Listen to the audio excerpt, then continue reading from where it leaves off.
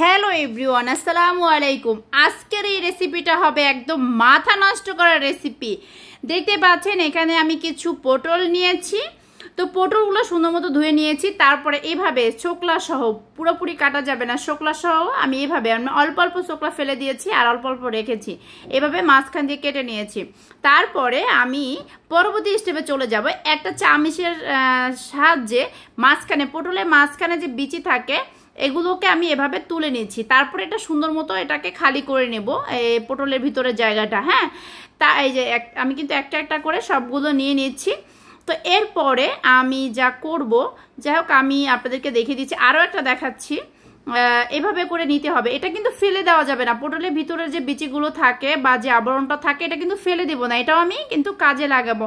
তো যাই হোক সাইড করে আমি একটা বাটির মধ্যে রেখে দিচ্ছি। আমি আপনাদেরকে দেখিয়ে দিচ্ছি, এই যে আমি বাটির মধ্যে রেখে দিচ্ছি। এইভাবে আমি সবগুলোকে আমি ছাড়িয়ে নেবো। তো যাই হোক বেশ কয়েকটা কিন্তু আমার হয়ে গেছে। আমি প্রথমে এই কয়টা দিয়ে দেখাচ্ছি, বাকিগুলো আমি আমার পরবর্তীতে করে নিব। যারা আসলে পটল খান না তারা মনে করেন যদি এবার একবার খান জীবনেও মানে এটা ভুলবেন না, বারবার খেতে ইচ্ছা করবে। তো যাই হোক পটলের যে ভিতরে যে আবরণগুলো আছে এগুলোকে আমি, অনেকে আছে বিচিটা খায় না, তো যাই হোক আমার হাজব্যান্ডের জন্য আমি বানাচ্ছি। আমার হাজব্যান্ড আসলে বিচিটা পছন্দ করে না, তো আমি বিচিটা এই জন্য বেছে বেছে ফেলে দিচ্ছি। যারা খেতে পছন্দ করেন বিচি সহ বানাতে পারেন, কোনো প্রবলেম নেই। তো আমি বিচিগুলো ফেলে দিয়ে সুন্দর মতো এটাকে একদম মানে কি বলে আলু ভর্তা আমরা যেভাবে করি ওভাবে করে নিয়েছি। তারপরে আমি ওটার সাইডে রেখে দিয়ে আমি এখানে চলে আসছি মূল রেসিপিতে। আমি আপনার যে পটলগুলো রেখেছি এটার মধ্যে একটু লবণ আর একটু হলুদ দিয়ে পরিমাণ মতো, হ্যাঁ, হাত দিয়ে সুন্দর মতো আমি এটা মেখে রাখতেছি 10 মিনিটের জন্য। মেখে আমি রেখে দিব। হ্যাঁ, 10 মিনিটের জন্য দেখবেন একেবারে আপনার এই যে পটলগুলো আছে না একদম সফট হয়ে যাবে। 10 মিনিট রাখলে হবে, বেশি রাখতে হবে না। মানে দারুণ একটা রেসিপি, মাথা নষ্ট করা। একবার খাইলে এটা আসলে মনে রাখতে হবে, মনে রাখার মতো রেসিপি।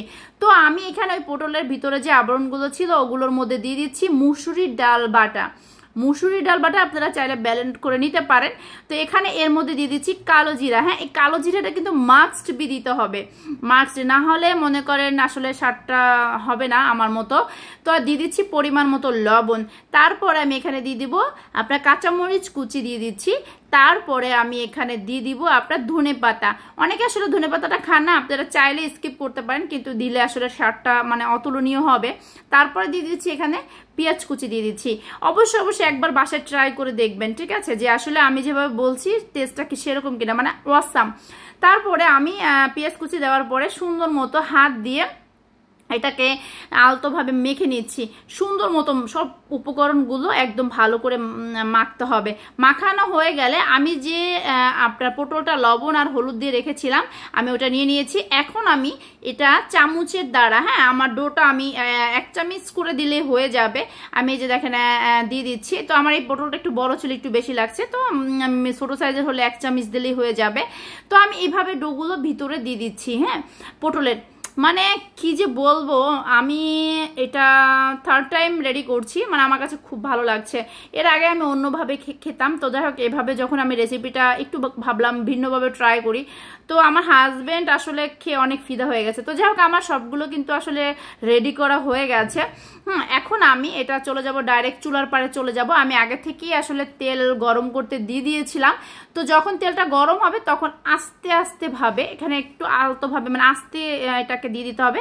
মানে এটাকে আমি দিয়ে দিচ্ছি, প্রত্যেকটা পটলগুলো দিয়ে দিচ্ছি। যে এখন আমি এই পর্যায়ে মিডিয়াম টু লো আঁচ করে আমি এখানে একটা ঢাকনা দিয়ে ঢেকে দিচ্ছি। একটু সময় নিয়ে ভাজতে হবে, তাড়াহুড়া করা যাবে না। কিছুক্ষণ পরে ধরেন 7-8 মিনিট পরে মিডিয়াম টু লো আছে আমি চলে আসলাম। আমি দেখাচ্ছি, দেখেন ওয়াও দারুণ না, মাথা নষ্ট করা কালার না, দেখেন কত সুন্দর কালার আসছে। তো যাই হোক আমি এখন সবগুলো উল্টে দিচ্ছি।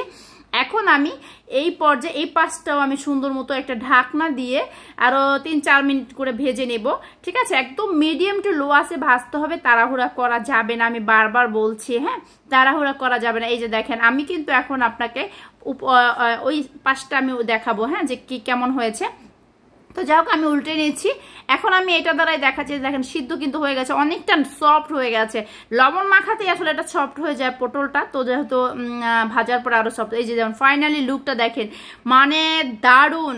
অবশ্যই বাসায় ট্রাই করে আমাকে কমেন্টের মাধ্যমে জানাবেন।